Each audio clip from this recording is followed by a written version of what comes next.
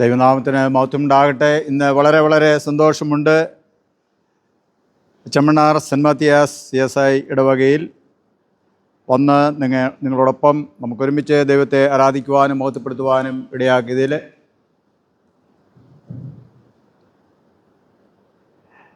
പ്രത്യേകിച്ച് ഇന്ന് ഞായറാഴ്ച സാധാരണ ആരാധനയാണെങ്കിലും ഇവിടെ വന്നപ്പോൾ ഇടയ്ക്ക് വിളിച്ചു, ഇവിടുന്ന് സ്വീകരണമുണ്ടെന്ന് പറഞ്ഞാൽ നമ്മൾ പെരുന്നാളൊന്നും അല്ലല്ലോ എന്ന് ഒന്നുകൂടെ എടുത്തു. പെരുന്നാളല്ല എന്ന് പറഞ്ഞായിരുന്നു നേരം.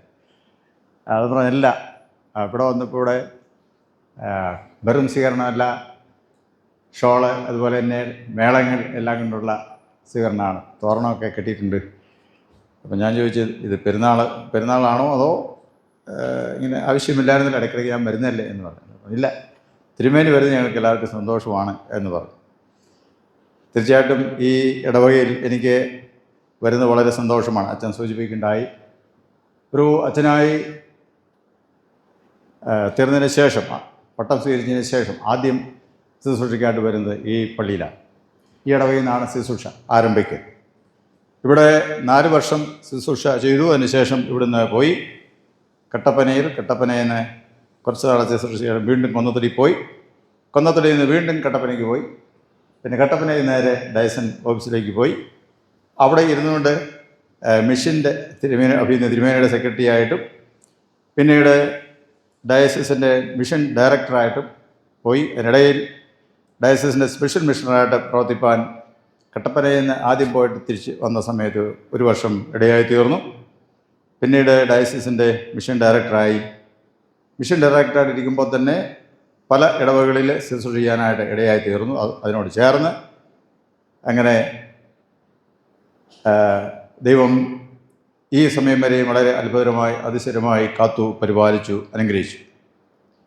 ഇവിടെ അച്ഛൻ സൂചിപ്പിച്ചതുപോലെ ഇവിടെ ഇരുന്നപ്പോൾ കല്യാണം കഴിച്ചിട്ടായിരുന്നു. അതുകൊണ്ട് വളരെ സന്തോഷകരമായൊരു ജീവിതമായിരുന്നു ഇവിടുത്തെ യുവജനങ്ങൾക്ക് എല്ലാവർക്കും അറിയാം. കാരണം ഞങ്ങൾ വളരെ ആത്മാർത്ഥമായി സഹകരിച്ചിരുന്നു എല്ലാ കാര്യങ്ങളും. വീട്ടുപ്രാർത്ഥനയും ഭവന സന്ദർശനങ്ങളും കൂട്ടായ്മകളും ആരാധനകളും എല്ലാം വളരെ വളരെ സജീവമായി. ഈവനിങ്ങുകളൊക്കെയും യുവജന സുഹൃത്തുക്കൾ പാഴ്സനേജ് വരികയും അവരുടേതായ രീതിയിൽ ഭക്ഷണ പദാർത്ഥങ്ങൾ തയ്യാറാക്കി ഞങ്ങൾ ഒരുമിച്ച് കഴിക്കുകയൊക്കെ ചെയ്ത് ഞാൻ ഇടയ്ക്കിടയ്ക്ക് ഷെയർ ചെയ്യാം. ഇപ്പോൾ സാഹചര്യങ്ങളൊക്കെ അങ്ങനെ മാറി. അങ്ങനെയുള്ള ഫ്രീ ആയിട്ട് പിള്ളേരെ കിട്ടാറില്ല. ഒന്ന്, പല കാരണങ്ങളാൽ ആ ഒരു ഫെലോഷിപ്പൊന്നും ഇനി തിരിച്ചു കിട്ടും എന്ന് പറയാൻ പറ്റില്ല. എനിക്കല്ല, ഈ സീസണിലുള്ള അച്ഛന്മാർക്ക്. കാരണം ആ കാലാവസ്ഥയെല്ലാം മാറിപ്പോയി. ആളുകൾ ഭയങ്കര തിരക്കിലായി. വ്യത്യസ്തമായ രീതിയിലാണ് ഇപ്പോൾ കാര്യങ്ങളൊക്കെയും പോയിക്കൊണ്ടിരിക്കുന്നത്. ഇവിടുത്തെ പള്ളി അന്നത്തെ എനിക്ക് തോന്നുന്നു മഹാടലെ ഏറ്റവും ചെറിയ പള്ളിയായിരുന്നു. മനോഹരമായ പള്ളിയായിരുന്നു, പക്ഷേ ഏറ്റവും ചെറിയ പള്ളിയായിരുന്നു. അതിപ്പോൾ ഏറ്റവും വലിയ പള്ളിയായിട്ട് എന്ത് ചെയ്തു മാറി. ചുറ്റുപാടെല്ലാം മാറി, സംവിധാനങ്ങളെല്ലാം മാറി, വഴികൾ തെളിഞ്ഞിരിക്കുന്നു. ഇവിടെ ഒരു ഊടുവഴിയായിരുന്നുണ്ടായിരുന്നു, 3 അടി ഇല്ലായിരുന്നു എന്ന് എനിക്ക് തോന്നി നടപ്പാത. അതിപ്പോൾ കോൺക്രീറ്റ് ചെയ്ത് അതുപോലെ തന്നെ ടാറിട്ട റോഡായി. ഞാൻ പറഞ്ഞു വളരെ നന്നായിരിക്കും. ഒരു പ്രാവശ്യം വന്നപ്പോഴും ടാറില്ലായിരുന്നു, ഇത്തവണ വന്നപ്പോൾ ടാറിട്ടിരിക്കുന്നു. അത് മാവറ സിറ്റിക്ക് തുറന്നു എന്ന് കേട്ടപ്പോൾ അതിനേക്കാൾ സന്തോഷമുണ്ടായി. കാരണം അതിൽ നടന്നുകൊണ്ടിരുന്ന ആൾ അങ്ങനെ ഒരു വഴി വരുമെന്ന് ഒരിക്കലും പ്രതീക്ഷിച്ചില്ല. പക്ഷേ അതെല്ലാം മാറി, ദേശം ആകെ പുരോഗമിച്ചു. രാജാക്കാടിന് 7 കിലോമീറ്റർ, ഇവിടുന്ന് ചെമ്മണ്ണാറിന് 7.5 കിലോമീറ്റർ. എങ്ങോട്ട് പോകണമെങ്കിലും നടപ്പ്, വേറെ എങ്ങോട്ട് പോയാലും അതിന് കൂടുതൽ ദൂരം. മഴക്കാലമായ ചെളി, വേനൽക്കാലമായ പൊടി, അതാണ് ഇവിടുത്തെ ഒരു പ്രത്യേകത. ചെമ്മണ്ണാർ എപ്പോഴും ചെമ്മണ്ണാറായിട്ട് തന്നെ എന്തിരുന്നു, ഒഴുകിക്കൊണ്ടിരുന്നു. ഇപ്പോൾ ആ കാലാവസ്ഥ മൊത്തം മാറി. എതിലെ തിരിഞ്ഞാലും റോഡാണ്. അതിൽ 1-ാം തരം റോഡുകൾ, യാത്രാ സൗകര്യങ്ങൾ, ബസ്, മറ്റു വാഹനങ്ങൾ എല്ലാം ഇവിടെ ഉണ്ടായി. ആളുകൾ മനോഹരമായ വീടുകൾ, പുതിയ വീടുകൾ ഇവിടെ ഉണ്ടായി. നമ്മുടെ ആൾക്കാർക്ക് എത്രമാത്രം പുതിയ വീടുണ്ടെന്ന് അറിയത്തില്ല. കാരണം ഭവന സന്ദർശനം പിന്നീട് ഞാൻ നടത്തിയിട്ടില്ല, അതുകൊണ്ട് അറിയത്തില്ല. എങ്കിലും നല്ല വീടുകളായിരിക്കും, ആയി കാണും എന്ന് ഞാൻ കരുതുന്നു. ഇല്ലെങ്കിൽ അത് ആകണം, നാടിൽ മുഴുവൻ നല്ല വീടുകൾ ആയി. ഒരു വീട് മാത്രം അങ്ങനെ നന്നായില്ല. അതേത് ഇവിടെ അറിയാമോ? ഓക്കെ, എല്ലാം കൂടെ ഒരുമിച്ച് കൊണ്ടുപോകാനായിട്ട് പാടാണ്. ഒരു പക്ഷേ അടുത്തത് നിങ്ങളുടെ ലക്ഷ്യം അതായിരിക്കും എന്നും കൂടെ കരുതുന്നു. വേറെ ഏതാണ്ട് നമ്മുടെ പാഴ്സനേജാണ്, അച്ഛൻ താമസിക്കുന്ന വീടാണ്. നല്ലൊരു പാഴ്സനേജും കൂടെ ഉണ്ടാകേണ്ടതുകൊണ്ട് ഇതിൻ്റെ ബാധ്യത എത്ര നിൽക്കുന്നു എന്ന് എനിക്കറിയത്തില്ല. സാമ്പത്തിക സഹായം ചെയ്ത പലർക്കും അത് തിരിച്ചു കൊടുക്കാൻ ഇനി നിൽക്കുന്നു എന്നാണ് ഞാൻ മനസ്സിലാക്കുന്നത്. അതൊക്കെ എപ്പോഴെങ്കിലും കൊടുത്ത് അവർ തീർക്കുകയോ എന്തെങ്കിലും ചെയ്യും എന്നുള്ള ശുഭാപ്തി വിശ്വാസവും ഉണ്ട്. ഈ കാലഘട്ടങ്ങളിൽ വളരെ ഓടി നടന്ന് ശുശ്രൂഷ ചെയ്യാനായിട്ട് നമ്മുടെ സുരേഷ് അച്ഛൻ, നമ്മുടെ ജോർജ് ജോസഫ് അച്ഛൻ ഉണ്ട്. അച്ഛൻ എന്തുമാത്രം ഓടുന്നുണ്ടെന്ന് എനിക്കറിയത്തില്ല. ഇവിടെ നിൽക്കാൻ സമയമില്ലാതെ പോലെ ഓടുന്നു എന്നാണ് നമ്മൾ മനസ്സിലാക്കുന്നത്. ഈ അന്നത്തെ ഒരു ഇടവകയായിരുന്നു, ചെമ്മണ്ണാർ ഇടവകയിലായിരുന്നു രാജാക്കാട് മാങ്ങാത്തൊട്ടി ഉൾപ്പെടെയുള്ള മറ്റ് സഭകൾ മുഴുവനും. ഇപ്പോൾ അത് 2 ഇടവകയായി. 2 ഇടവകയോടൊപ്പം ഒരുപക്ഷെ മുനീറുടെ ഇടയ്ക്കിടയ്ക്ക് ചുമതലയും ഈ ഇടവകയിൽ അച്ഛനോ അല്ലെങ്കിൽ കൊന്നത്തടി ഇടവകയിൽ അച്ഛനോ സാധാരണ വരാറുണ്ട്. അങ്ങനെയും കാര്യങ്ങളെല്ലാം ഭംഗിയായിട്ട് പോയിക്കൊണ്ട് ഇരിക്കും.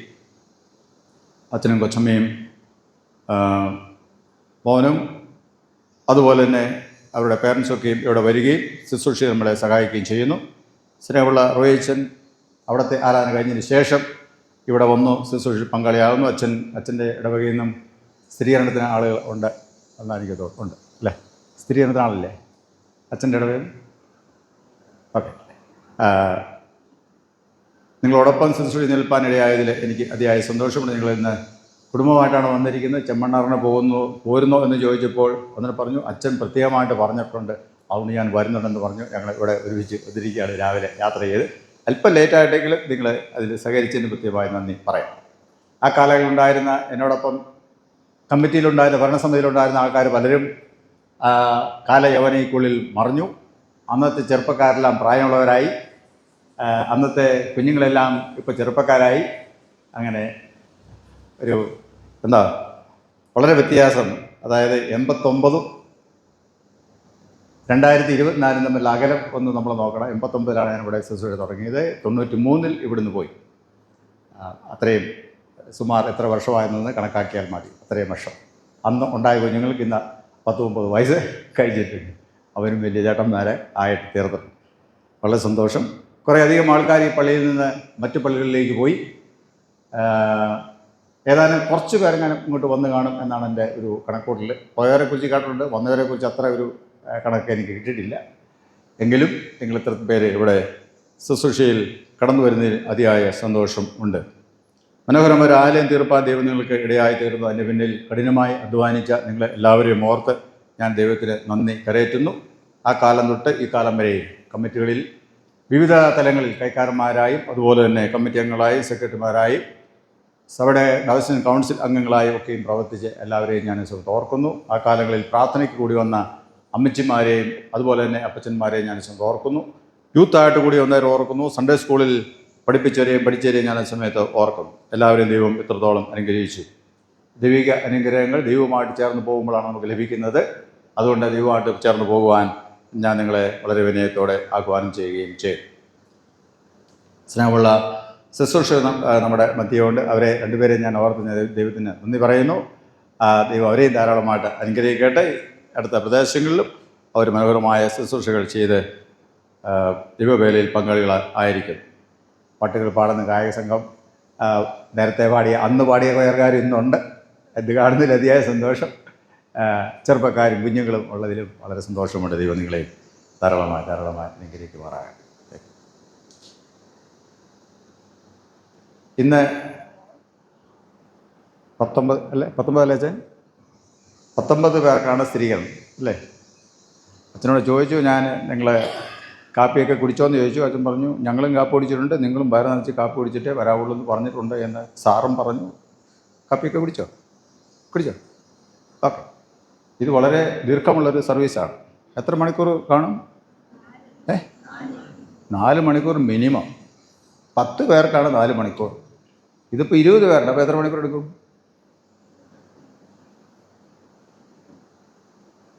അരമണിക്കൂറോട് കൂട്ടാം അല്ലേ? നിങ്ങൾ ഞാൻ ചോദിക്കുമ്പോൾ ഉത്തരം പറഞ്ഞാലാണ്, കൃത്യം ഉത്തരം പറഞ്ഞാലാണ് 4.5 മണിക്കൂർ തീരുന്നു. ഇല്ലെങ്കിലോ ഇല്ലെങ്കിൽ 4:30, 5:30, 6:30 അങ്ങ് പോകും അല്ലേ? അവരൊക്കെ എഴുന്നേറ്റ് ചിലപ്പോൾ പോകും. നിങ്ങൾ മാത്രമേ എന്ത് ചെയ്യത്തുള്ളൂ? കാണത്തുള്ളൂ. ഒറ്റ പോംവഴിയേ ഉള്ളൂ. ചോദ്യം ചോദിക്കുമ്പോൾ എന്ത് ചെയ്തേക്കുക? ഉത്തരം പറഞ്ഞേക്കുക. ചോദ്യം ചോദിക്കുമ്പോഴേ ഉത്തരം പറയാം. തെറ്റാണെങ്കിലും ശരിയാണെങ്കിലും ഒരു പ്രശ്നവുമില്ല. ചോദ്യം ചോദിച്ചാൽ എന്ത് ചെയ്യണം? ഉത്തരം അന്നേരം തന്നെ കേട്ടോ. അതാണ് അതിൻ്റെ ഒന്നാമത്തെ പ്രഭാവം. അതുകൊണ്ട് നിങ്ങൾ പഠിച്ചിട്ടുണ്ടെന്ന് എനിക്കറിയാം. അച്ഛൻ വളരെ കാര്യമായിട്ട് ആ കാര്യങ്ങളെല്ലാം നിങ്ങൾ പഠിപ്പിക്കേണ്ട കാര്യങ്ങളെല്ലാം പഠിപ്പിച്ചിട്ടുണ്ടെന്ന് എനിക്കറിയാം. അതുകൊണ്ട് പഠിപ്പിക്കാത്ത കാര്യങ്ങളാണ് എന്ത് ചെയ്ത് ഞാൻ ചോദിക്കുന്നത്. നല്ല നിങ്ങൾ ചോദ്യം ഉത്തരം പറയാതിരിക്കത്തില്ല അല്ലേ? എന്നാലും നിങ്ങൾ എന്തെല്ലാം ഗ്രഹിച്ചിരിക്കുന്നു എന്ന് അറിയാൻ വേണ്ടിയാണ് ചോദ്യം. അതിനായിട്ട് ദൈവം നിങ്ങളെ സഹായിക്കട്ടെ. ഇന്ന് അച്ഛൻ പറഞ്ഞു, നിങ്ങളുടെ പേര് എഴുന്നേൽപ്പിച്ച് നിർത്തി വായിച്ചതിന് ശേഷം അച്ഛൻ ചില കാര്യം പറഞ്ഞു. എന്നതായിരുന്നു പറഞ്ഞത്? ഓർക്കുന്നുണ്ടോ?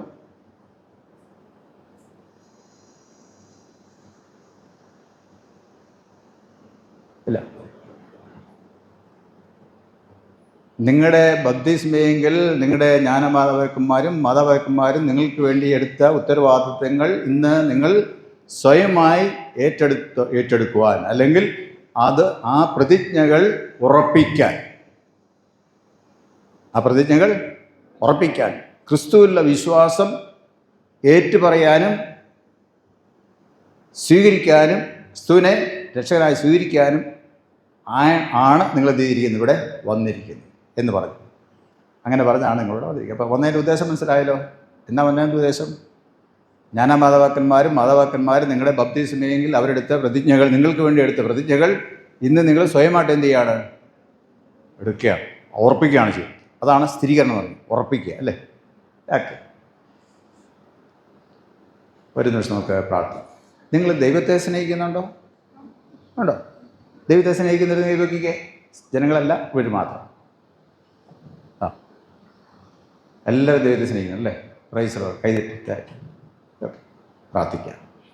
കർത്താവേ, പരിശുദ്ധ പിതാവേ, ഈ അതിമനോഹരമായ സമയത്തിനായി നന്ദിയുടെ സ്തോത്രം ചെയ്യുന്നു. അങ്ങടെയുള്ള വിശ്വാസത്തിൽ ജീവിപ്പാൻ ഈ പ്രിയ കുഞ്ഞുങ്ങളുടെ ബപ്തിസ്മയെങ്കിൽ സ്നാന സമയത്ത് അവർക്ക് വേണ്ടി അവരുടെ ജ്ഞാനപിതാക്കന്മാരെടുത്ത പ്രതിജ്ഞകളെക്കുറിച്ച് അതിനെക്കുറിച്ച് മനസ്സിലാക്കി അത് സ്വയം ഏറ്റെടുക്കുവാനും അങ്ങനെയുള്ള വിശ്വാസത്തെ ഏറ്റുപറവാനും അങ്ങയുടെ കൊടുക്കീഴിൽ നിന്ന് ജീവിതാസന്മാരെ പോരാടും എന്നുള്ള നിശ്ചയത്തോടെ കടന്നു പോകുവാനും എൻ്റെ മക്കളെ പ്രാപ്തിപ്പെടുത്തണമേ. അവർ പഠിച്ച വചനങ്ങൾ, അവർ പഠിച്ച തിരുവചന പ്രമാണങ്ങൾ, അങ്ങയുടെ പ്രമാണങ്ങൾ എല്ലാം അവരുടെ ജീവിതത്തിൽ, ആത്മീയ ജീവിതത്തിൽ ഗുണകരമായി തീരുവാനും അത് ഭൗതിക ജീവിതത്തെ ഏറ്റവും നല്ലതാക്കി തീർക്കുവാനും നമ്മൾ സഹായിക്കണം. അനുഗ്രഹിക്കണമേ, കൃപ ചെയ്യണമേ. വചനം പറയുന്ന ബലഹീനനായ അടിയനെയും കേൾക്കുന്ന അവിടുത്തെ മക്കളെ ഒരുപോലെ അവിടെ നിന്ന് അനുഗ്രഹിക്കണം. അടിയും പറഞ്ഞതിനപ്പുറമായ ആഴങ്ങളെയും അർത്ഥങ്ങളെയും ഉൾക്കൊള്ളുവാൻ അവിടുത്തെ പരിശുദ്ധാത്മാവിനാൽ അങ്ങ് സഹായിക്കണം. മഹത്വം മാത്രം എടുക്കണമേ. യേശുവിൻ നാമത്തിൽ പ്രാർത്ഥിക്കുന്നത് ദയയോടെ കേൾക്കണമേ.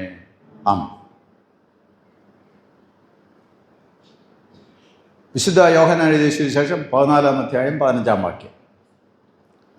പടയാനെടുത്ത് വിശുദ്ധ യോഹന്നാൻ എഴുതിയ സുവിശേഷം 14-ാം അധ്യായം 15-ാം വാക്യം.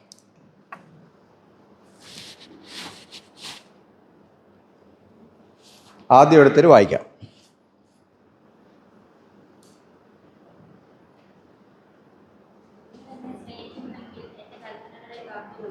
ഒന്നുകൂടെ ഓർക്കെ വായിച്ചേ. കാത്തു. നിങ്ങൾ എന്നെ സ്നേഹിക്കുന്നുവെങ്കിൽ എൻ്റെ കൽപ്പനകളെ കാത്തുകൊള്ളും. ഇതുവരെ കണ്ടുപിടിക്കാത്തവരെന്ന് കൈവയ്ക്കേ. ആ ഭാഗം കണ്ടുപിടിക്കാത്തവർ കണ്ടുപിടിച്ചോ? ഓക്കെ, കണ്ടുപിടിച്ചില്ല പിന്നെ നോക്കിയെടുത്താൽ മതി. ഓക്കെ, നമുക്ക് പുസ്തകങ്ങളൊക്കെ എടുക്കാനായിട്ട് ചിലപ്പോൾ നമുക്ക് അത്രയും പരിചയം കാണുന്നില്ലേ? സുവിശേഷം, യോഹന്നാൻ്റെ സുവിശേഷം ഏത് ഭാഗത്ത് പറയും? വേദപുസ്തകം, വലിയ വേദപുസ്തകത്തിൻ്റെ പകുതിക്ക് വലത്തേക്കാണ് നമ്മൾ പുസ്തകം ഇങ്ങനെ പഠിക്കും. പകുതിക്ക് വലത്തേക്കായിരിക്കും അല്ലേ? ചിലപ്പോൾ അടുത്തപ്പം നമ്മൾ ഉൽപ്പത്തിട്ട് തപ്പാൻ തുടങ്ങും അല്ലേ? ഒത്തിരി സമയം എടുക്കുമായിട്ട്. അതുകൊണ്ട് എന്ത് ചെയ്യണം? അങ്ങനെ അറിയത്തില്ലെങ്കിൽ അകരാതി നോക്കണം. അകരാതി നോക്കുമ്പോൾ യോഹന്നാൻ്റെ സുവിശേഷം പറയുന്നത് പുതിയ നിയമത്തിലായിരിക്കും അല്ലേ? അത് ടക്കം നമുക്ക് വേഗം കണ്ടുപിടിക്കാം. ഉടനെ എന്ത് ചെയ്യാം? പേജ് നമ്പറും കൂടെ ഒരുപക്ഷെ പറഞ്ഞിട്ടുണ്ടാവും ചില പുസ്തകത്തിൽ. ചിലപ്പോൾ അതിൻ്റെ ക്രമം വേഗം എടുക്കുക അല്ലേ? അതൊക്കെ പഠിക്കണം. അതാണ് പുസ്തകക്രമം പഠിക്കുക എന്ന് പറയും, പുസ്തകപരിചയം എന്ന് പറയാം. നമ്മൾ സൺഡേ സ്കൂളിലും യൂത്തിലൊക്കെ വേദപുസ്തക വായന മത്സരങ്ങളൊക്കെ വെക്കുന്നത് അതിനു വേണ്ടിയാണ്. പുസ്തകം എന്ത് ചെയ്യണം? പുസ്തകത്തിൻ്റെ പേര് കേൾക്കുമ്പോഴേ പുസ്തകത്തിൽ എവിടെയാണെന്ന് നമ്മൾ കണ്ടുപിടിക്കുക. പിടിച്ച് മറിച്ചെടുക്കാറുണ്ട്. ഇല്ലെങ്കിൽ എന്ത് ചെയ്യും? നമ്മളിങ്ങനെ അവിടെ തട്ടി ആൾക്കാർ പാഠം വായന കഴിഞ്ഞ് പോവുകയും ചെയ്യും അല്ലേ? ആൾക്കാരെ ഇറക്കി വെച്ചിട്ട് എന്തറിയത്തില്ല, ആ ദിവസത്തെ പുസ്തകം പോലും എവിടെയാണെന്ന് അറിയത്തില്ല അല്ലേ? ഓക്കെ, അതെന്നതാ വാക്യം? എന്നതാ വാക്യം പറഞ്ഞേ? നിങ്ങൾ എന്നെ സ്നേഹിക്കുന്നുവെങ്കിൽ എൻ്റെ കൽപ്പനകളെ കാത്തുകൊള്ളും. നിങ്ങൾ കുറച്ച് മുമ്പേ പറഞ്ഞു അല്ലേ? എന്നാ പറഞ്ഞു? ഇവിടെ തന്നെ ഉണ്ടായിരിക്കണം. ചോദ്യം നിങ്ങളോട് മാത്രമേ ഉള്ളൂ. എന്നാ പറഞ്ഞത് നിങ്ങൾ? ഞാൻ ആദ്യം ചോദ്യം ചോദിച്ചായിരുന്നു അല്ലേ? എന്നായിരുന്നു ചോദ്യം? ചോദ്യം എന്നായിരുന്നു? ഉറക്കെ പറഞ്ഞാലേ കേൾക്കത്തുള്ളൂ. നിങ്ങൾ ദൈവത്തെ സ്നേഹിക്കുന്നോന്ന് അല്ലേ? നിങ്ങൾ എന്നാ പറഞ്ഞു? സ്നേഹിക്കുന്നു എന്ന് കയ്യും പൊക്കി പറഞ്ഞു അല്ലേ? ഇവിടെ വാക്യം എന്നാ പറഞ്ഞേ?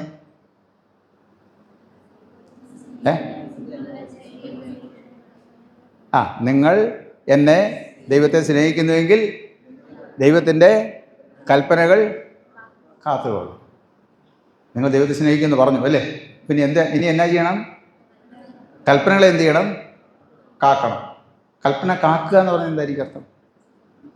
ഫ്രീ ആയിട്ട് എഴുന്നേരോ? ചോദ്യം ചോദിക്കും, ഉത്തരം പറയും.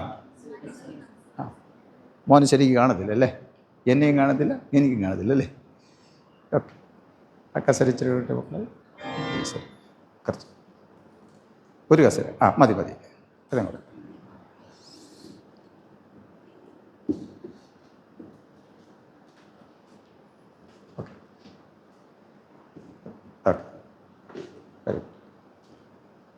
നിങ്ങൾ എന്നാ പറഞ്ഞേ? ഉത്തരം എന്നായിരുന്നു പറഞ്ഞേ?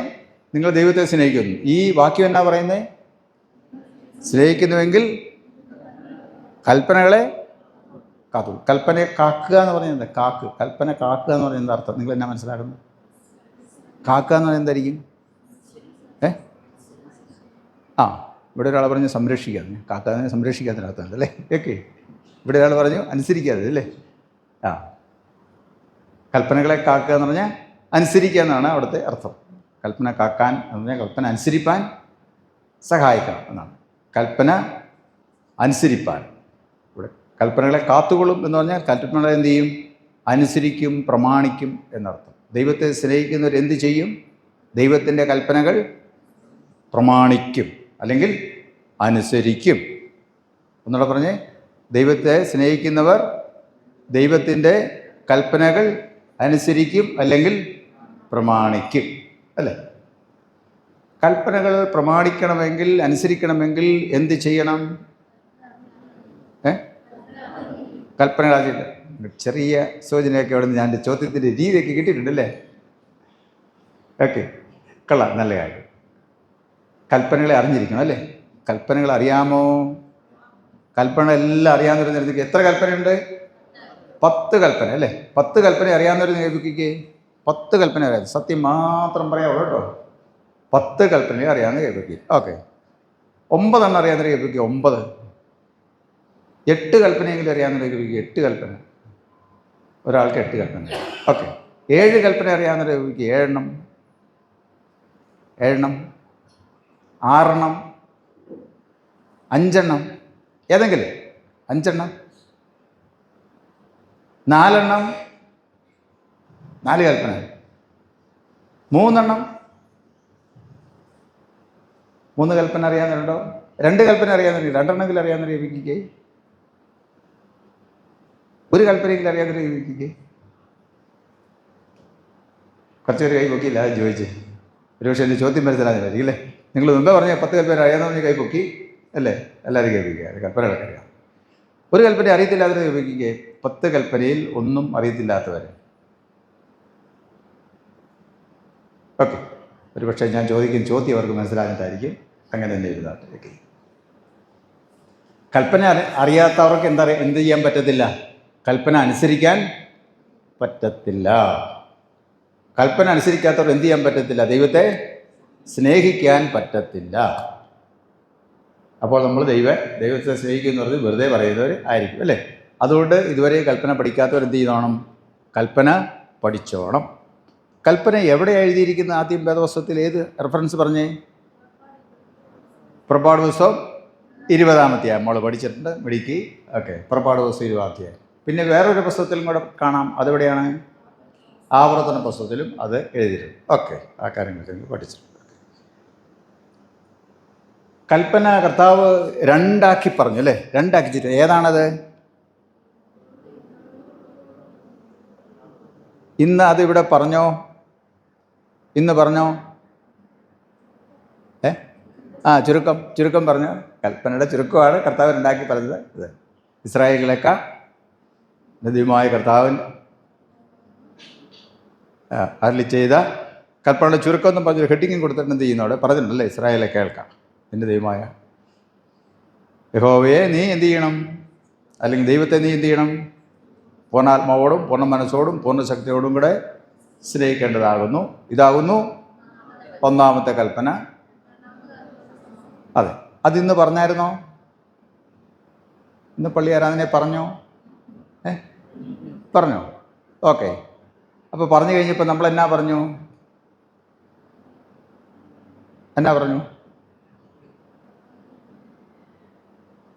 തിരുമേനി ഞങ്ങളൊന്നും പ്രത്യേകിച്ചൊന്നും പറഞ്ഞില്ല.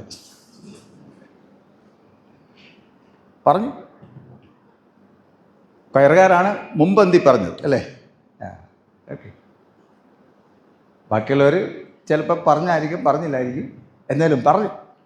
അച്ഛനത് എന്ത് ചെയ്തു? കൃത്യമായിട്ടങ്ങ് വായിച്ചു അല്ലേ? അന്നേരം ബാക്കിയുള്ളവരെല്ലാം എന്നെ പറഞ്ഞു,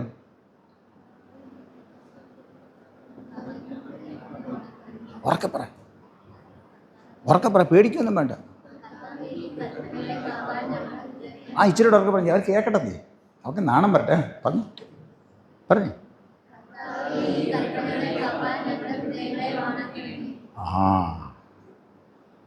ഈ 2 കൽപ്പനകളെ കാപ്പാൻ എന്ത് ചെയ്യണം? അനുസരിപ്പാൻ ഞങ്ങളുടെ ഹൃദയങ്ങളെ ഉണക്കണമേ അല്ലേ? അച്ഛനത് പറഞ്ഞു കഴിയുമ്പോൾ എന്ത് ചെയ്തു?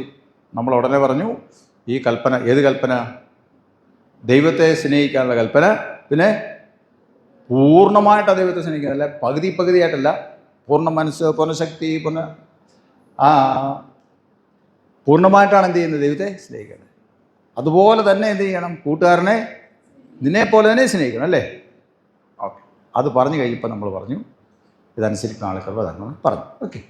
അത് നമ്മുടെ CSI നമ്മൾ അറിഞ്ഞിരിക്കേണ്ട കാര്യം. CSI ആരാധനയിലെ വളരെ പ്രധാനപ്പെട്ട ഒരു കാര്യമാണ്. വിശുദ്ധ സംസർഗ ശുശ്രൂഷകളിൽ എന്ത് ചെയ്യുന്നു? കൽപ്പനകൾ പറഞ്ഞതിന് ശേഷമാണ് എന്ത് ചെയ്യുന്നത്? കൽപ്പനകളെ സംഗ്രഹമോ പറഞ്ഞതിന് ശേഷമായിരിക്കും ആരാധന മുമ്പോട്ട് പോകുന്നത്. ഓർത്തോണം, ആരാധന മുമ്പോട്ട് പോകുന്നത് എങ്ങനെയാണ്? ആദ്യത്തെ പ്രാർത്ഥന കഴിഞ്ഞ് കൽപ്പന മുഴുവനായിട്ടോ അല്ലെങ്കിൽ അതിൻ്റെ ചുരുക്കമോ പറഞ്ഞതിന് ശേഷം അതിൻ്റെ മറുപടിയും കൂടെ നിങ്ങൾ പറഞ്ഞതിന് ശേഷമാണ് എന്ത് ചെയ്യുന്നത്? ആരാധന മുമ്പോട്ട് പോകും. അത് ആരാധനയുടെ ഒരു ക്രമം. അതിനാണ് ആരാധന ക്രമം എന്ന് പറയുന്നത്. ക്രമം എന്ന് പറഞ്ഞാൽ എന്താ? ചിട്ടപ്പെടുത്തിയത് എന്നാണ് അർത്ഥം. ക്രമം എന്ന് പറഞ്ഞാൽ എന്താ?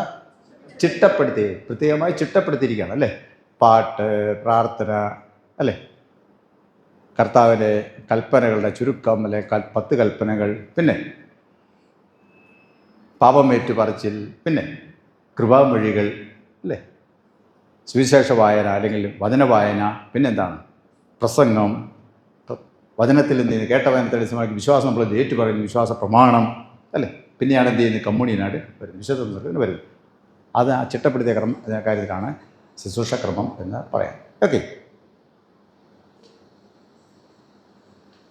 നമ്മളിത് ആദ്യം തൊട്ട് അതാണ് നമ്മൾ ആരാധനയ്ക്ക് എല്ലാവരും മണിനാഥം, സാധാരണ ഒരു പറച്ചിലുണ്ടായിരുന്നു, കല്യാണം എന്നൊക്കെ പറയുന്നതാണ്. മണിനാഥം കേൾക്കുമ്പോൾ എല്ലാവരും എന്ത് ചെയ്യണം? ദേവാലയത്തിൽ പറയണം.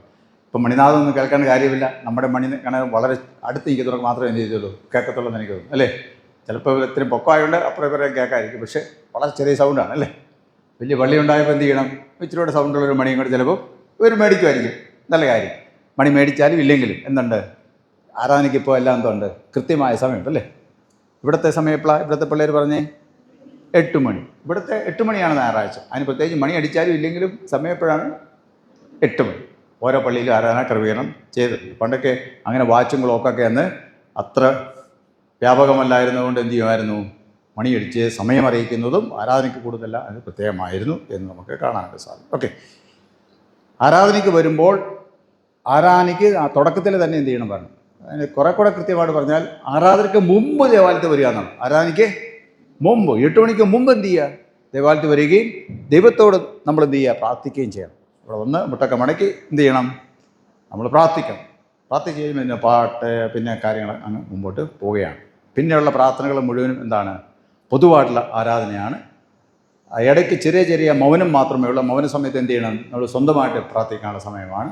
ബാക്കിയുള്ളതെല്ലാം കൂട്ടമായിട്ട് പ്രാർത്ഥിക്കാനുള്ള സമയമാണ്. ഓക്കെ. കൽപ്പന പഠിച്ചില്ലെങ്കിൽ എന്നാ കുഴപ്പം? മുമ്പേ പറഞ്ഞ നിങ്ങളനുസരിച്ച്, മുമ്പേ പറഞ്ഞ ഉത്തരത്തിനനുസരിച്ച് കൽപ്പന പഠിച്ചില്ലെങ്കിൽ എന്ത് ചെയ്യാം? എന്താണ് കുഴപ്പം? ഓക്കെ, ദൈവത്തെ സ്നേഹിക്കാൻ പറ്റത്തില്ല. കൽപ്പന പഠിച്ചില്ല, കൽപ്പന അനുസരിക്കാൻ പറ്റത്തില്ല അല്ലേ? ഓക്കെ, കൽപ്പന പഠിച്ചില്ലെങ്കിൽ നീതില്ല, അനുസരിക്കാൻ പറ്റത്തില്ല. ഇപ്പം നിങ്ങൾ ഇവിടെ നിന്ന് പോവാന്ന് ഓട്ടിക്കോ, ശരിയല്ലെങ്കിൽ ഇവിടെ ചെന്നപ്പോൾ പറയുകയാണെങ്കിൽ ഡി നമ്മളെ ഇങ്ങോട്ട് വന്നേ, അടുപ്പിൽ തീ എന്ത് ചെയ്യണം, നീക്കട്ടെ. എനിക്കിപ്പം നേരമില്ല എന്ന് നിങ്ങൾ ആരെങ്കിലും പറയാമെന്ന് കൂട്ടിക്കോ, അത് ഏത് കൽപ്പനയുടെ ലംഘനമാണ്? നിന്റെ അപ്പനും അമ്മയും എന്ത് ചെയ്യണം? ബഹുമാനിക്കണമെന്നാ. അപ്പനും അമ്മയും പറയുമ്പം എനിക്കിപ്പം നേരമില്ലെന്ന് പറയുന്നത് അനുസരണമോ ബഹുമാനമോ ബഹുമാനക്കേടോ? എടാ മോനെ ഇങ്ങോട്ട് വന്നേ, കടയിൽ പോയി സാധനം മേടിച്ചു, എനിക്കിപ്പം നേരമില്ലെന്ന് പറഞ്ഞാൽ എന്താ, ഏത് കൽപ്പനയുടെ ലംഘനമാ? അപ്പനെയമ്മയും ബഹുമാനിക്കുക എന്നുള്ള കൽപ്പനയുടെ ലംഘനമാണ് അല്ലേ? എടാ ഞായറാഴ്ച പള്ളിയിൽ പോകണം കേട്ടോ, എനിക്കിപ്പോൾ നേരമില്ല, എനിക്ക് കല്യാണത്തിന് പോകണമെന്ന് പറയാം, കൂട്ടുകാരൻ്റെ കല്യാണമാണ്, പോകാതിരിക്കാൻ പറ്റില്ല ഞായറാഴ്ച. ഏത് കൽപ്പനയുടെ ലംഘനമാണ്? ഏത് കൽപ്പന ലംഘിക്കുന്നത്? ശബത്ത് നാളിനെ ശുദ്ധീകരിപ്പാൻ ഓർക്കാം, ശബത്ത് നാളിനെ ശുദ്ധീകരിപ്പാൻ ഓർക്കാം, അതാണ് ലംഘനം അല്ലേ? പപ്പായുടെ പോക്കറ്റിൽ നിന്ന് പൈസ അടിച്ചു മാറ്റി ഏത് കൽപ്പനയാണ് ലംഘിക്കുന്നത്? മോഷ്ടിക്കരുത്, കൽപ്പന ലംഘനം അല്ലേ? മോഷ്ടിക്കരുന്ന കൽപ്പന അനുസരിച്ച് അറിയത്തില്ല എന്നാ ചെയ്യും? അപ്പോൾ അവൻ മോഷ്ടിക്കില്ല, അവൻ അറിയത്തില്ല, അതാണ് കുഴപ്പം. അപ്പോൾ കൽപ്പന നിർബന്ധമായിട്ട് എന്ത് ചെയ്യണം? പഠിക്കണം കേട്ടോ, മനസ്സിലായല്ലോ? കൽപ്പന പഠിച്ചാൽ മാത്രമേ എന്ത് ചെയ്യത്തുള്ളൂ, തക്ക സമയത്ത് നമുക്ക് ഓർമ്മ വരത്തുള്ളൂ. കുറേ കഴിയുമ്പോൾ നിങ്ങൾ പ്രതിജ്ഞ എടുക്കുന്നുണ്ട്, ശബത്ത് നാളിൽ എല്ലാ ദിവസവും നിങ്ങൾ പള്ളി വരും എന്നൊക്കെ പറഞ്ഞ് പ്രതിജ്ഞ എടുത്തുകൊണ്ട് പോകുന്നുണ്ട് അല്ലേ? ഓർത്തോണം എന്നാ. ഇപ്പോൾ എവിടെയെങ്കിലും പോകാമെന്ന് കൂട്ടിക്കോ, എന്തെങ്കിലും കണ്ട് നമുക്കൊരു മോഹം തോന്നുകയാണെന്ന് നോക്കിക്കോ, മോഹം അല്ലേ? മോഹം തോന്നിയാൽ എന്നാ, ഏത് കൽപ്പനയത്? മോഹിക്കരുതുള്ള കൽപ്പന അല്ലേ? നമ്മളൊരു കാര്യത്തിന് നുണ പറഞ്ഞാൽ എന്തായിരിക്കും? വീട്ടിൽ നിന്ന് പൈസ അടിച്ച് മാറ്റി, അതൊരു കൽപ്പന ലംഘിച്ചു. ചോദിച്ചപ്പോൾ പറയാൻ എടുത്തില്ലെന്ന് പറഞ്ഞാൽ അതെന്താ? കള്ളം പറയുക, കള്ളസാധ്യത കള്ളം പറയുക അല്ലേ? അസത്യം പറയുക, അതെല്ലാം കൽപ്പനയുടെ ഭയങ്കരമായ ലംഘനമാണ് അല്ലേ? കൽപ്പനയൊക്കെ പഠിച്ചാൽ എന്ത് ചെയ്യണം? അത് അനുസരിക്കണം. കൽപ്പന നിർബന്ധമായിട്ട് പഠിക്കണം ദൈവമക്കൾ, പഠിച്ചാൽ എന്ത് ചെയ്യണം? അത് അനുസരിക്കാനുള്ളതാണ് അല്ലേ? ഓക്കെ, ഇപ്പോൾ കൽപ്പനകൾ പഠിക്കുക, അനുസരിക്കുക. ഈ രണ്ട് കൽപ്പനയിൽ എന്തെല്ലാം കാര്യങ്ങൾ അടങ്ങിയിട്ടുണ്ടെന്ന് പറഞ്ഞിട്ടുണ്ട്? ഈ രണ്ട് കൽപ്പനയും കർത്താവ് ചുരുക്കി പറഞ്ഞു, കൽപ്പനകൾ ചുരുക്കി പറഞ്ഞിട്ട് അവസാനം പറഞ്ഞിരിക്കുന്നത് എന്തെല്ലാം അടങ്ങിയിട്ടുണ്ടെന്ന് പറഞ്ഞു? നിങ്ങളൊന്ന് പറഞ്ഞേ, പറഞ്ഞു. ഈ ചുറക്കെ പറഞ്ഞ് കേൾക്കത്തു, ചുട്ടനക്കിയാലൊന്നും കേൾക്കത്തില്ല. പറഞ്ഞു, തെറ്റാണെങ്കിലും കുഴപ്പമില്ല. അതല്ല, കൽപ്പന ചുരുക്കി പറഞ്ഞതിന് ശേഷം അതിൻ്റെ അകത്ത് എന്തെല്ലാം അടങ്ങിയിട്ടുണ്ടെന്ന് കർത്താവ് പറഞ്ഞു. സകല ന്യായപ്രമാണവും പ്രവാചകന്മാരും. ഓക്കെ, ന്യായപ്രമാണം ഏതാ? ന്യായപ്രമാണം ഏതാ? അത് അച്ഛൻ ഞങ്ങളോട് പറഞ്ഞില്ലല്ലോ അല്ലേ? അതാണ് അച്ഛൻ പറയാത്ത കാര്യമാണ് എന്ത് ചെയ്യുന്നത്, ബിഷപ്പ് ചോദിക്കുന്നത്. ഓക്കെ, ന്യായപ്രമാണം ഏതാ? വിശ്വാസ പ്രമാണം. സൺഡേ സ്കൂൾ അധ്യാപകരൊക്കെ കൈപ്പൊക്കിക്ക്. എന്ത് ചെയ്യേ സൺഡേ സ്കൂൾ അധ്യാപകർ ഉണ്ടോ ഇവിടെ ആരെങ്കിലും? ഒരു അധ്യാപനുണ്ട്, ഇടത് കൈയാണ് പൊതുക്കുന്നത് എൻ്റെ വിചാരം.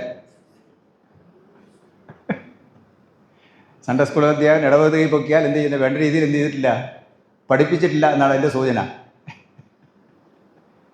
പിള്ളേർ പറഞ്ഞു കേട്ടല്ലോ.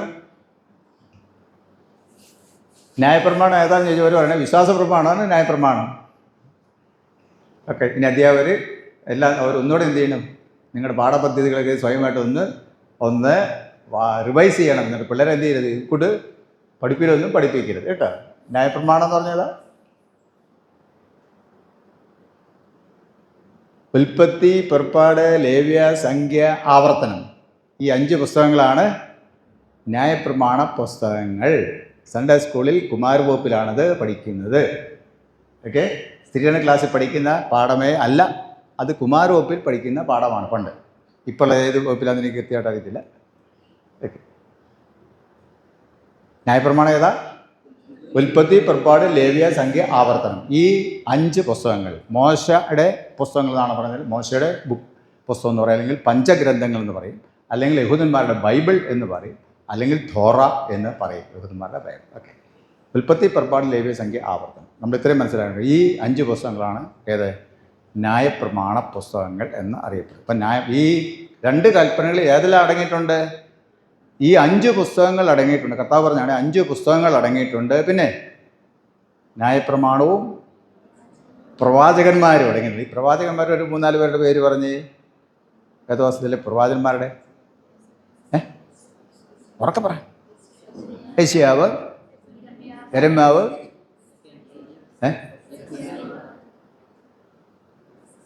ഏതാ ഉറക്കെ പറഞ്ഞു?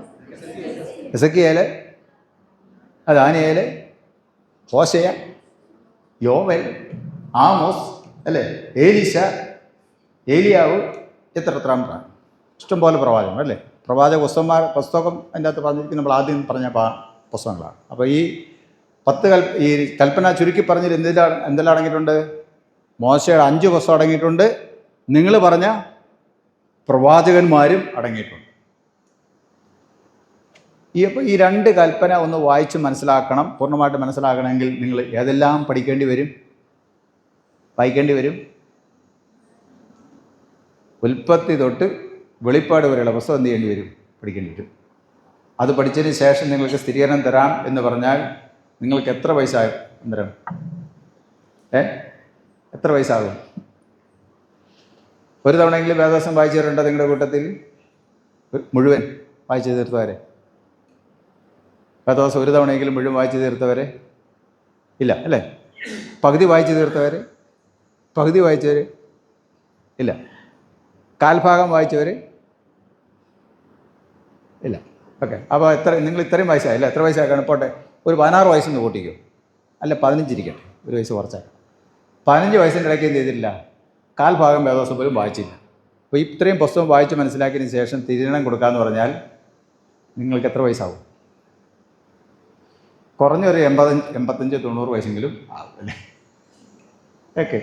അപ്പോൾ അത് നമുക്ക് സാധ്യമല്ല. അപ്പോൾ കൽപ്പനയായിട്ട് തന്നെ പഠിക്കുക, സംഗ്രഹം പഠിക്കുക. അതിനുശേഷം ചെയ്തുകൊണ്ടിരിക്കുക ഈ വേദവസം ഇങ്ങനെ വായിച്ചുകൊണ്ടേ ഇരിക്കുക. എല്ലാ ദിവസവും എന്ത് ചെയ്യുക? വേദവസം വായിക്കും. എല്ലാ ദിവസവും എന്ത് ചെയ്യുക? ക്രമമായിട്ട് എന്ത് ചെയ്യുക? വേദവസം വായിക്കും. അന്നേരം നമുക്ക് എന്ത് ചെയ്യാൻ സാധിക്കും? പലതവണ നമ്മുടെ ആയുസ്സിൽ പലതവണ വേദവസം വായിച്ചു തീർക്കാനായിട്ട് സാധിക്കും. ഓക്കെ. അതുകൊണ്ട് എല്ലാ ദിവസവും കുറച്ച് വാക്യങ്ങൾ ക്രമമായിട്ട് എന്ത് ചെയ്യുക? തുടർച്ചയായിട്ട് ക്രമമായിട്ട് വായിക്കുമോ? ഓക്കെ. ഇന്ന് വേദവസം വായിച്ചവരെന്ന് കേൾപ്പിക്കുക. ഇന്ന് രാവിലെ പള്ളി വരുന്നതിന് മുമ്പ് വേദവസം വായിച്ചവർ ഇന്ന് കൈവയ്ക്കുക. ഓക്കെ. കേട്ടല്ലോ. ഇന്ന് ഈ പിള്ളേർ എന്ത് ചെയ്തിട്ടില്ല? പള്ളി വരുന്നതിന് മുമ്പ് വേദവസം വായിച്ചിട്ടില്ല. ഓക്കെ. ഇന്ന് പ്രാർത്ഥിച്ചവരെന്ന് കേൾപ്പിക്കുക. പള്ളി വരുന്നതിന് മുമ്പ് പ്രാർത്ഥിച്ച് കാണും. കാരണം എന്നാ? ഓക്കെ. കൈതാക്കി. ഓക്കെ. പ്രാർത്ഥിച്ചിട്ടുണ്ട് അവർ. പക്ഷേ വേദവസം വായിക്കാൻ സമയം കിട്ടില്ല. അവർ ഒരു പക്ഷേ വൈകുന്നേരമായിരിക്കും വേദവസം വായിക്കും. ഓക്കെ. രാവിലെ വേദവസം വായിക്കാതെ നിങ്ങൾ വൈകുന്നേരം പോയി വേദവസം വായിക്കണം. ഇന്ന് തൊട്ട് എന്ത് ചെയ്യണം? എല്ലാ ദിവസവും എന്ത് ചെയ്യണം? വേദവസം കുറേശ്ശെ വായിക്കണം. എന്നിട്ടൊരു അടയാളം വെക്കണം. ഇതുപോലൊരു അടയാളം വെക്കണം. വായിച്ചു കഴിയുമ്പോൾ എന്ത് ചെയ്യണം? മാറ്റി വെക്കണം. ഓക്കെ.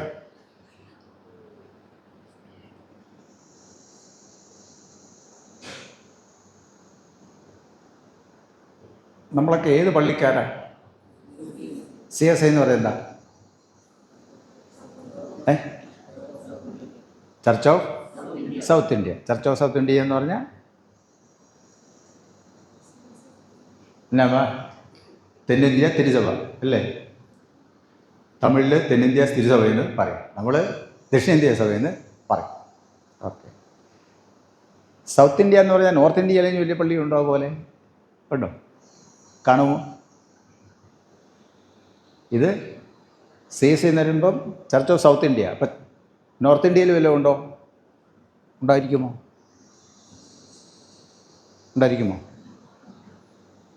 കേട്ടിട്ടുണ്ടോ?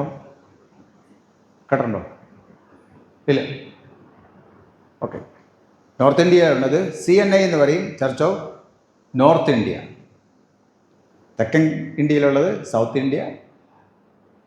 വടക്കൻ ഇന്ത്യയിലുള്ളത് നോർത്ത് ഇന്ത്യൻ ചർച്ച്. ഇവിടെ സൗത്ത് ഇന്ത്യൻ ചർച്ച്. ഓക്കെ. CSIയും CNIയും 2 സഭകളാണ് ഉള്ളത് ഇന്ത്യയിൽ. രണ്ടും രണ്ട് സമയത്താണ് രൂപീകൃതമായത്. CSI ആണ് ആദ്യമായിട്ട് രൂപീകൃതമായത്. ഏത് വർഷമാണ് CSI രൂപീകൃതമായത്? 47. 1947 CSI സഭ രൂപീകൃതമായത്. ഓക്കെ. അതിന് മുമ്പ് 47 മുമ്പ് നമ്മൾ പലരും ആൾക്കാരുണ്ട്, പ്രായമുള്ള അപ്പച്ചന്മാർ അമ്മച്ചിമാരൊക്കെ, അവരൊക്കെ CSIക്കാരല്ലെങ്കിൽ ക്രിസ്ത്യാനികളായിരുന്നു. CSI അല്ല ക്രിസ്ത്യാനികളായിരുന്നു അല്ലേ? എന്നാൽ അവരൊക്കെ ഏത് ക്രിസ്ത്യാനികളായിരുന്നു 47 മുമ്പ്?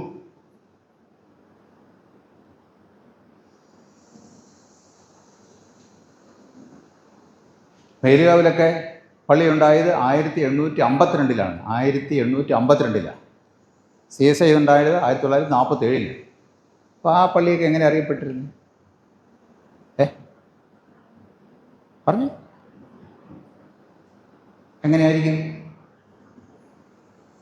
ഓക്കെ, അറിയില്ല. പല പേരിലാണ് അറിയപ്പെടുന്നത് അല്ലേ? ഇന്ന് കാണുന്ന CSIയിലെ പല പള്ളികളും പല പേരിലാണ് അറിയപ്പെടുന്നത്. ഓക്കെ. CSI സഭയും മറ്റ് സഭകളും തമ്മിലുള്ള വ്യത്യാസം എന്താണ്? മറ്റ് ചില സഭകളുടെ പേരെന്ന് പറഞ്ഞേ, CSI അല്ലാതെ നിങ്ങളുടെ അറിവിലുള്ള അതായത് പറഞ്ഞേ. കത്തോലിക്ക, RC തന്നെ കത്തോലിക്ക, റോമൻ കാത്തലിക്. ഓക്കെ.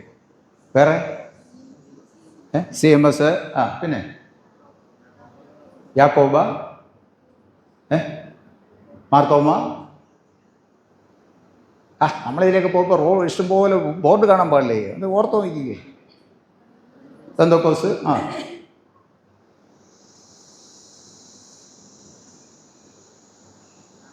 അത്രയും പള്ളിയുള്ളൂ അല്ലേ? ഇത്രയും പള്ളിയുള്ളോ? രാജാക്കാട് ചെമ്മണ്ണാർ വരെ പോയ അത്ര പള്ളിയുണ്ട് അല്ലേ? ഇഷ്ടം പോലെ പള്ളിയുണ്ട് അല്ലേ? ഓക്കെ, നിങ്ങൾ പറഞ്ഞല്ല ശരിയാണ്. പല പള്ളികളുണ്ടല്ലേ? കത്തോലിക്ക പള്ളിയുണ്ട്, മാർത്തോമ പള്ളിയുണ്ട്, യാക്കോബ പള്ളിയുണ്ട്, ഓർത്തഡോക്സ് പള്ളിയുണ്ട്, പെന്തിക്കോസ്ത് പള്ളികളുണ്ട്.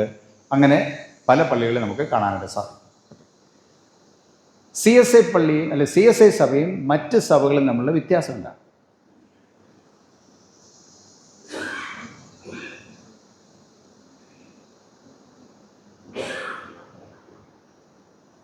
എന്തെങ്കിലും ഐഡിയ ഉണ്ടോ?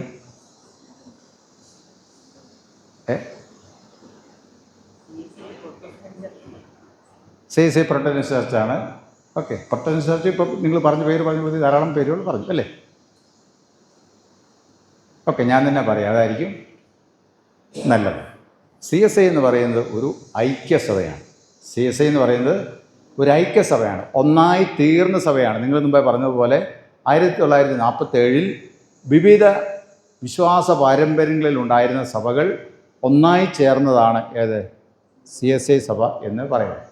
ചർച്ച് ഓഫ് സൗത്ത് ഇന്ത്യ എന്ന് പറയുന്നത് ദക്ഷിണേന്ത്യയിലെ പല വിഭാഗത്തിലുള്ള വിശ്വാസ പാരമ്പര്യങ്ങളുള്ള സഭകൾ ഒന്നായി തീർന്നതാണ് CSI സഭ. അങ്ങനെയാണെങ്കിൽ ഏതെല്ലാം സഭകളാണ്, ഏതെല്ലാം വിശ്വാസ പാരമ്പര്യങ്ങളാണ് ഒന്നായി തീർന്നത്, അല്ലെങ്കിൽ ഏതെല്ലാം വിശ്വാസ പാരമ്പര്യങ്ങൾ ചേർന്നാണ് CSI ഉണ്ടായത്? Anglican, Methodist, congregation, Presbyterian. Okay. 4 പ്രത്യേകമായ വിശ്വാസ പാരമ്പര്യങ്ങളിൽ നിന്നാണ് അതെല്ലാം കൂടെ ഒരുമിച്ചാണ് എന്തായത്? ഒറ്റ സഭയായി തീർന്നത്.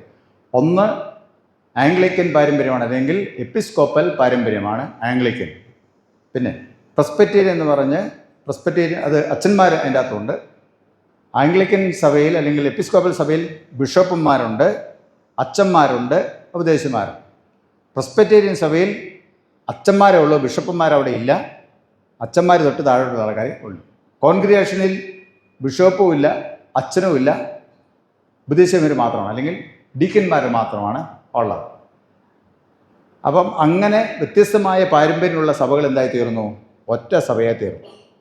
ഒറ്റ സഭയായി തീർന്നപ്പോൾ നമ്മുടെ സഭ ചരിത്രപരമായ എപ്പിസ്കോപ്പസി അല്ലെങ്കിൽ മേൽപ്പെട്ടത്വം എന്ത് ചെയ്തു? ഈ ഐക്യസഭ സ്വീകരിച്ചു. അങ്ങനെയാണ് CSI സഭയിൽ ആരെല്ലാം വന്നത്? എല്ലാ സഭകളിലും ബിഷപ്പന്മാരും അച്ഛന്മാരും ഉപദേശിമാരും ഒക്കെ വന്നത് അങ്ങനെയാണ്. മനസ്സിലായല്ലോ? ഓക്കെ. അപ്പോൾ നമ്മുടെ CSI സഭയിൽ ഇപ്പോൾ ആരൊക്കെ? ബിഷപ്പുണ്ട്, അച്ഛന്മാരുണ്ട്, ഉപദേശിമാരുണ്ട്, സഭാജനങ്ങളുണ്ട്. ഓക്കെ. ഇന്ത്യയിലെ ഏറ്റവും വലിയ ഒറ്റ സഭ ഏതാണ്? ഇന്ത്യയിലെ ഏറ്റവും വലിയ ഒറ്റ സഭ, ഏറ്റവും കൂടുതൽ അംഗങ്ങളുള്ള സഭ ഇന്ത്യയിൽ ഏതായിരിക്കും?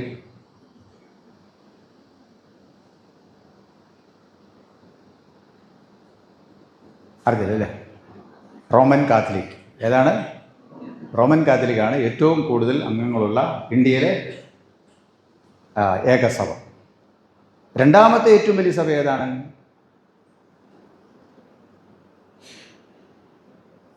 ഇന്ത്യയിലെ രണ്ടാമത്തെ ഏറ്റവും വലിയ ഒറ്റ സഭ ഏതാണ്? അത് നമ്മുടെ സഭ, CSI സഭ. മനസ്സിലായല്ലോ? ഇന്ത്യയിലെ ഏറ്റവും വലിയ രണ്ടാമത്തെ സഭയാണ് ഏത് സഭ? CSI, church of south India എന്ന് പറയും. എത്ര ആൾക്കാർ കാണും അതിൻ്റെ അകത്ത്? ഉദ്ദേശം എത്ര ആൾക്കാർ കാണും? അറിയോ? ഔദ്യോഗികമായിട്ട് 45 ലക്ഷം ആൾക്കാരാണ് അതിനകത്തുള്ളത്. 45 ലക്ഷം. അനൗദ്യോഗികമായിട്ട് 55 ലക്ഷത്തോളം ഉണ്ടെന്നാണ് കണക്ക്. പക്ഷേ ഔദ്യോഗികമായിട്ട് നുള്ളെണ്ണം എന്ന് പറയുന്ന പോലെ എത്ര പേരുണ്ട് കൃത്യമായിട്ടുള്ളത്? 45 ലക്ഷം ആൾക്കാർ നമുക്കുണ്ട്. എത്ര മഹാടകമുണ്ട് CSIയിൽ ഇപ്പോൾ?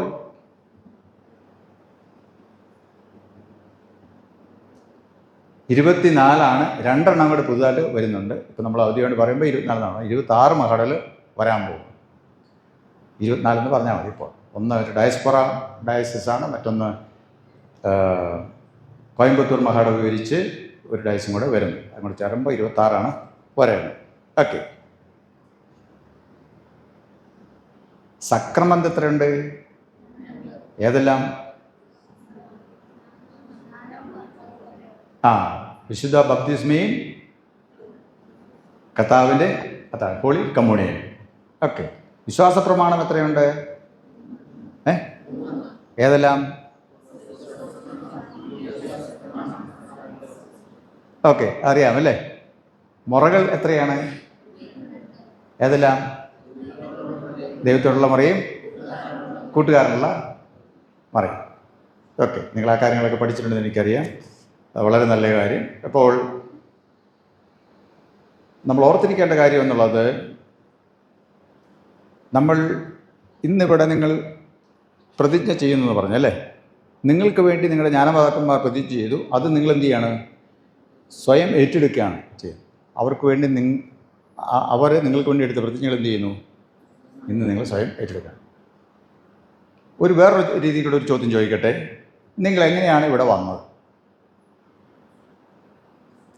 ജീപ്പിന് വന്നോ, കാറിന് വന്നോ, ഓട്ടോയ്ക്ക് വന്നോ, നടന്നു വന്നോ? നല്ല ചോദ്യം. എങ്ങനെയാണ് നിങ്ങളിവിടെ വന്നത്?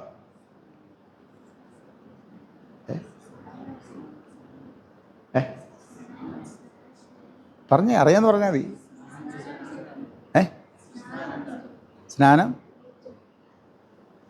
സ്നാനമേറ്റു.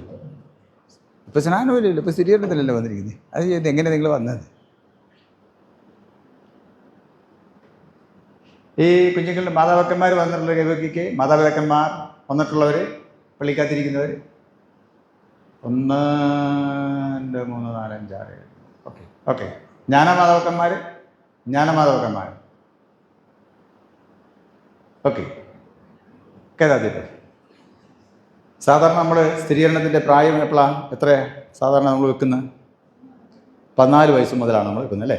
14 വയസ്സ്. ഓക്കെ. 14 വയസ്സ് നമുക്കൊരു അടിസ്ഥാന വയസ്സായിട്ട് നമുക്ക് കണക്കാക്കാം.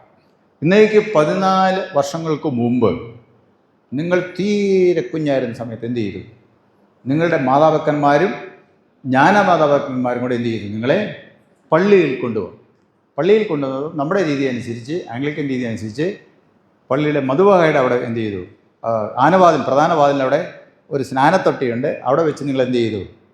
നിങ്ങളെ സ്നാനപ്പെടുത്തി. സ്നാനപ്പെടുത്തുമ്പോൾ എന്താ സംഭവിച്ചത്? അതുവരെ നിങ്ങളൊരു സാധാരണ മനുഷ്യക്കുഞ്ഞ് ആയിരുന്നു.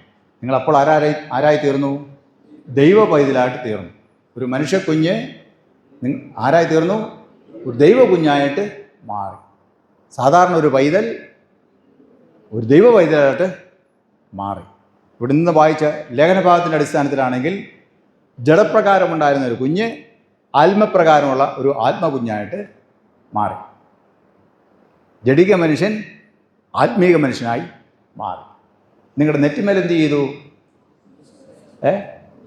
ഒരു കുരിശ് വരച്ചല്ലേ? നിങ്ങളുടെ എല്ലാം നെറ്റിമേൽ എന്തുണ്ട്? ഒരു കുരിശുണ്ട്. എന്താ കുരിശിൻ്റെ അർത്ഥം? വരച്ചേക്കുന്ന കുരിശിൻ്റെ അർത്ഥം എന്താ? ഇവൻ ആർക്കുള്ളതാ? ഇവൾ ആർക്കുള്ളതാ? ദൈവത്തിനുള്ളത്, ക്രിസ്തുവിനുള്ളത് അല്ലേ? ഇനിമേൽ എന്ത് ചെയ്യത്തില്ല ഈ കൊച്ച്?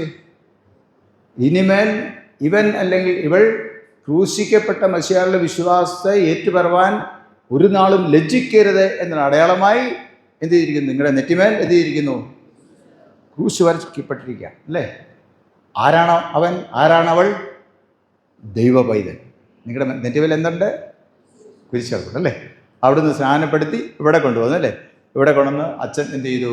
നിങ്ങളെ കയ്യിൽ മേടിച്ച് ആ കർത്തൃമേശ കൊണ്ടുപോയി അവിടെ നിന്ന് വെച്ച് എന്ത് ചെയ്തു? നിങ്ങളെ ദൈവസന്നിധിയിൽ നിങ്ങളെ പ്രതിഷ്ഠിച്ചു, സമർപ്പിച്ചു. ദൈവമേ, ഈ പൈതലിനെ എന്ത് ചെയ്യുന്നു? അങ്ങയുടെ കരങ്ങളിൽ സമർപ്പിക്കുന്നു. ഇവൻ അല്ലെങ്കിൽ ഇവൾ എന്ത് ചെയ്യണം? എല്ലാ കാലത്തും ദൈവ പൈതലായിട്ട് തന്നെ അനുഗ്രഹിക്കപ്പെട്ട ജീവിതം നയിപ്പാൻ അവളെ സഹായിക്കണം, ഇവനെ സഹായിക്കണം എന്ന് പറഞ്ഞ് എന്ത് ചെയ്തു? തിരിച്ച് എന്ത് ചെയ്തു? മാതാപിതാക്കന്മാരുടെ കൈ കൊടുത്തു. അവർ മേടിച്ചു, സന്തോഷത്തോടെ എന്ത് ചെയ്തു? മേടിച്ചു. അപ്പോൾ ആ കൊച്ച് നിങ്ങൾ വീട്ടിൽ നിന്ന് കൊണ്ടുവന്നപ്പോൾ ഒരു സാധാരണ കൊച്ചായിരുന്നു അല്ലേ? ആ കൊച്ച് ഒരു ദൈവ പൈതലായിട്ട് തീർന്നു. ദൈവസന്നിധി എന്ത് ചെയ്യുന്നു? ആ കൊച്ചിനെ പ്രതിഷ്ഠിച്ചിട്ട് എന്ത് ചെയ്തു? തിരിച്ച് നിങ്ങളുടെ പേരൻസിൻ്റെ കയ്യിൽ എന്ത് ചെയ്തു? കൊടുത്തു വിട്ടു. കൊടുത്തിട്ട് പറയാണ്, ഈ കൊച്ചിനെ എന്ത് ചെയ്തോണം? ഈ കൊച്ചിനെ നല്ല ഒന്നാമത്തിന് കൊച്ചായിട്ട് എന്ത് ചെയ്യണം? ഇതിനെ വളർത്തിക്കോണം. ഞങ്ങളിവിടുന്ന് എന്ത് ചെയ്യാണ്? തന്നുവിടുകയാണ്. ദൈവത്തിന് സമർപ്പിക്കപ്പെട്ട ഈ പൈതൽ എന്ത് ചെയ്തിരിക്കുന്നു? നിങ്ങളെ വളർത്താൻ വേണ്ടി ഏൽപ്പിക്കുകയാണ്. ഈ താഴെ പറയുന്ന കാര്യങ്ങൾ എന്ത് ചെയ്യണം? നിങ്ങൾ ശ്രദ്ധിക്കണം. ഈ കൊച്ചിനെ എന്ത് ചെയ്യണം? ഈ കൊച്ചിനെ കർത്താവിൻ്റെ പ്രാർത്ഥന എന്ത് ചെയ്യണം? പഠിപ്പിക്കണം. 10 കൽപ്പന എന്ത് ചെയ്യണം? പഠിപ്പിക്കണം. വിശ്വാസ പ്രമാണം എന്ത് ചെയ്യണം? പഠിപ്പിക്കണം. പിന്നെ ഒരു സാധാരണ വിശ്വാസി അറിഞ്ഞ് വിശ്വസിക്കേണ്ടുന്ന സകല സംഗതികൾ എന്ത് ചെയ്യണം? ഈ കൊച്ചിനെ പഠിപ്പിക്കണം. ഈ കൊച്ചു വഴിതെറ്റിപ്പോകാനായിട്ട് നിങ്ങളുടെ ഏതെങ്കിലും പ്രവർത്തനങ്ങൾ മൂലം എന്ത് ചെയ്യരുത്? ഇടയായി തീരരുത്. ഈ കൊച്ചിൻ്റെ അടുത്ത് വെച്ച് എന്ത് ചെയ്യരുത്? ചെറു ചീത്ത വർത്തമാനങ്ങൾ, തല്ലുപിടികളൊന്നും എന്ത് ചെയ്യരുത്? ഓടരുത്. എന്ന് പറഞ്ഞാൽ ഈ പൈതൽ സൗഹൃദത്തോടെ വളർത്തപ്പെടേണ്ടതിന് നിങ്ങൾ എന്ത് ചെയ്യണം? കരുതിക്കൊള്ളണം. ഈ കാര്യങ്ങളെല്ലാം പഠിപ്പിപ്പാനും ചെയ്യുവാനും നിങ്ങൾ ഒരുക്കമാണോ എന്ന് ചോദിച്ചു, അല്ലെങ്കിൽ സമ്മതിക്കുന്നോ എന്ന് ചോദിച്ചു. എന്നിട്ട് പറഞ്ഞു, ഇതെല്ലാം പഠിപ്പിച്ചിട്ട് എന്ത് ചെയ്യണം? പൈതലിനെ സ്ഥിരീകരിപ്പാനായിട്ട് എന്ത് ചെയ്യണം? എപ്പിസ്കോപ്പയുടെ അടുക്കൽ കൊണ്ടുവരുവാനും നിങ്ങൾ കരുതിക്കൊള്ളണം. എന്നിട്ടാണ് ചോദ്യം, ഈ കാര്യങ്ങളെല്ലാം ചെയ്യുവാനും പഠിപ്പിപ്പാനും നിങ്ങൾ ബദ്ധശ്രദ്ധരായിരിക്കുമോ എന്ന് ചോദിച്ചു. തീർച്ചയായിട്ടും ഞങ്ങൾ അങ്ങനെ തന്നെ ചെയ്യുമെന്ന് പറഞ്ഞ് അന്ന് പോയതാണ്. എത്ര വർഷം മുമ്പ്? 14 വർഷം മുമ്പ് പോയി. ഇത് ഇപ്പം വന്നിരിക്കുന്നതാണ്. അവർ നിങ്ങളെ കൊണ്ടുവന്നിരിക്കുകയാണ്. നിങ്ങളുടെ പേരൻസ് എന്ത് ചെയ്തിരിക്കുന്നു? ജ്ഞാനപിതാക്കന്മാരെല്ലാം കൂടെ എന്ത് ചെയ്തു? നിങ്ങളിവിടെ കൊണ്ടുവരികയാണ്.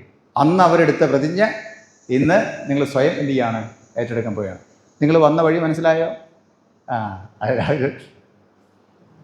നടന്നു വന്നോ വണ്ടിയെ വന്നതല്ല ചോദിച്ചു, എങ്ങനെയാണ് നിങ്ങൾ വന്നത് അല്ലേ? സ്ഥിരീകരണത്തിന് വന്നത് എങ്ങനെയാണ്? അപ്പോൾ അന്ന് നിങ്ങളിവിടെ സമർപ്പിച്ചു, നിങ്ങൾ പാഠങ്ങളെല്ലാം പഠിച്ചു, പ്രമാണങ്ങളെല്ലാം പഠിച്ചു, നല്ല തീരുമാനത്തോടെ എന്ത് ചെയ്യുകയാണ്? ഇവിടെ വന്നിരിക്കുക. അങ്ങനെയാണ് നിങ്ങൾ എന്ത് ചെയ്ത്? അല്ലെങ്കിൽ നിങ്ങളെ പേരൻസ് എന്ത് ചെയ്തിരിക്കുന്നു? കൊണ്ടുവന്നിരിക്കുക. നിങ്ങൾ ഇത്രയും ഈ പറഞ്ഞ കാര്യങ്ങളൊക്കെ എന്ത് ചെയ്യണം? പഠിക്കണം, ഓർത്തിരിക്കണം. ഒരു ദൈവപൈതലായിട്ട് തന്നെ നടക്കണമെങ്കിൽ ദൈവപ്രമാണങ്ങൾ എന്ത് ചെയ്യണം? അനുസരിക്കണം. ദൈവത്തിൻ്റെ ഇഷ്ടപ്രകാരം നമുക്ക് ജീവിക്കണമെങ്കിൽ ദൈവത്തിൻ്റെ ഇഷ്ടങ്ങൾ എന്താണെന്ന് നമ്മൾ തിരിച്ചറിയണം. ദൈവ ഇഷ്ടപ്രകാരം നമ്മൾ ജീവിക്കണമെങ്കിൽ ദൈവത്തിൻ്റെ ഇഷ്ടം എന്താണെന്ന് നമ്മൾ മനസ്സിലായിരിക്കണം. ദൈവകൽപ്പനകൾ നമുക്ക് അനുസരിച്ച് പ്രമാണിച്ച് ജീവിക്കണമെങ്കിൽ ദൈവത്തിൻ്റെ പ്രമാണം എന്താണെന്ന് നമ്മൾ മനസ്സിലാക്കിയിരിക്കണം. അതെല്ലാം എൻ്റെ അകത്തുണ്ട്, ഈ വിശുദ്ധ വേദപുസ്തകത്തിലുണ്ട്. നിങ്ങൾ എല്ലാ ദിവസവും എന്ത് ചെയ്യുക? അത് വായിക്കുക, പഠിക്കുക, ഇതിൻ പ്രകാരം എന്ത് ചെയ്യുക? ജീവിക്കുക. ഓക്കെ.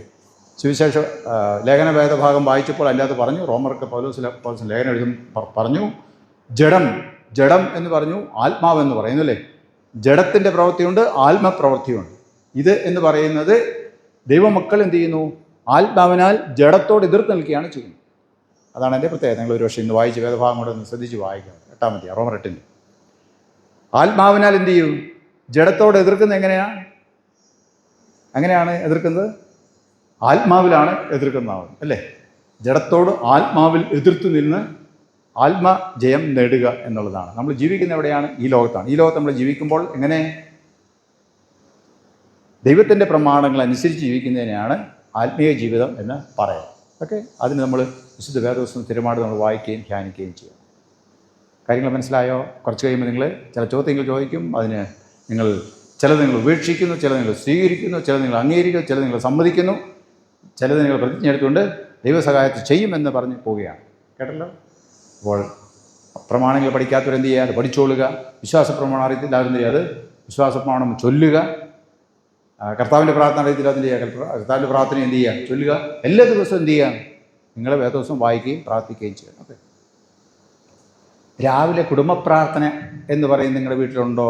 ഉള്ളവരെന്ന് കേൾപ്പിക്കുക. രാവിലെ കുടുംബ പ്രാർത്ഥന എന്ന് പറയുന്നത് അപ്പനും അമ്മയും പിള്ളേരെല്ലാം കൂടെ ഒരുമിച്ചിരുന്ന് പ്രാർത്ഥിക്കുക. അങ്ങനെ പ്രാർത്ഥനയുള്ള എത്ര വീട്ടിലുണ്ടെന്ന് അറിയാൻ വേണ്ടിയാണ്. കവിക്ക് രാവിലെ കുടുംബ പ്രാർത്ഥന. ഓക്കെ. വൈകുന്നേരം കുടുംബ പ്രാർത്ഥന ഉള്ളവരെന്ന് കവിക്ക് വൈകുന്നേരം 1 3 4 5 6 7 8 19 പേരിൽ 9 പേരില്ല 10 പേരുടെ വീട്ടിൽ എന്തില്ല? രാവിലെയും ഇല്ല വൈകുന്നേരവും ഇല്ല പ്രാർത്ഥന. കർണന്മാരെ ശ്രദ്ധിക്കേണ്ടതാണ്. വിശ്വാസപ്രമാണവും കർത്താവിൻ്റെ പ്രാർത്ഥനയൊക്കെ പഠിക്കുന്നത് എവിടെയാണ്? വീട്ടിലാണ് പഠിക്കുന്നത്. ആദ്യം സൺഡേസ്കൂളിലല്ല പഠിപ്പിക്കുന്നത്, അല്ലെങ്കിൽ സ്ത്രീകണ്ഠത്തിനല്ല പഠിക്കുന്നത്. അത് വീട്ടിൽ ചൊല്ലുന്ന കേട്ട് പിള്ളേരെ പഠിക്കേണ്ടതാണ് ആദ്യം. കർണന്മാർ ഇനിയാണ് ശ്രദ്ധിക്കുക. വീട്ടുപ്രാർത്ഥന മുടങ്ങിപ്പോയിട്ടുണ്ടെങ്കിൽ എന്ത് ചെയ്യുക? വീട്ടുപ്രാർത്ഥന ചെയ്യണം.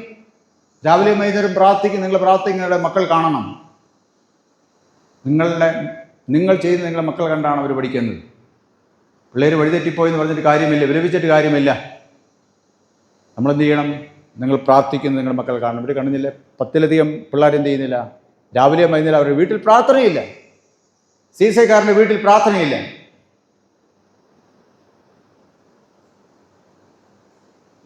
നമ്മുടെ അനുഗ്രഹത്തിന് അത് തടസ്സമാണ് എന്ന് ഞാൻ സമയത്ത് ഓർപ്പിക്കട്ടെ. നഷ്ടപ്പെട്ടു പോകുന്ന ആത്മീയ ചൈതന്യങ്ങളാണ്, അനുഗ്രഹങ്ങളാണ്. അത് നമ്മൾ തിരികെ പിടിക്കേണ്ട ആവശ്യം. നിങ്ങൾ ഇന്ന് മുതൽ എന്ത് ചെയ്യണം? രാവിലെ വൈകുന്നേരം നിങ്ങൾ പ്രാർത്ഥിക്കണം, അല്ലേ? ഒരു സമയം നിങ്ങൾ നിശ്ചയിക്കുക. എന്ത് ചെയ്യുക? ഒരു പായ കേട്ട് എന്ത് ചെയ്യുക? പ്രാർത്ഥിക്കുക. സന്ധ്യാസമയത്ത് ഒരു സന്ധ്യാകീർത്തനം പാടണം, ഒരു സ്തുതിഗീതവും കൂടെ പാടണം, അല്ലേ? നിങ്ങൾക്ക് ഇഷ്ടമുള്ള പാട്ട് എന്ത് ചെയ്യണം? പാടണം. ഇഷ്ടമുള്ള പാടുന്ന ഇഷ്ടമുള്ള